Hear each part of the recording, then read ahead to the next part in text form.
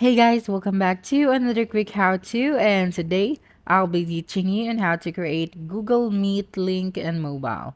So the first thing that you'll need to do is you have to make sure that you have a Gmail application and then log into the right account. Now you can see this video icon at the bottom right corner of the screen, so you just have to click on it. Okay, so just click on this one and then click on the new meeting or join with a code. So since we're creating a Google Meet link, so just click on the new meeting. That's right, then click on get a meeting link to share.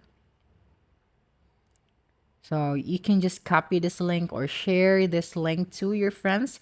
So when they tap on this link, they'd be able to join your meeting link.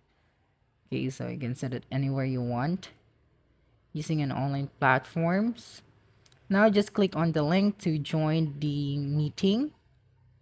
And here you can see the join button at the bottom center. So just have to click on it. And that's a wrap. Don't forget to like, subscribe, and hit the notification bell for more quick how-to videos next time. Adios.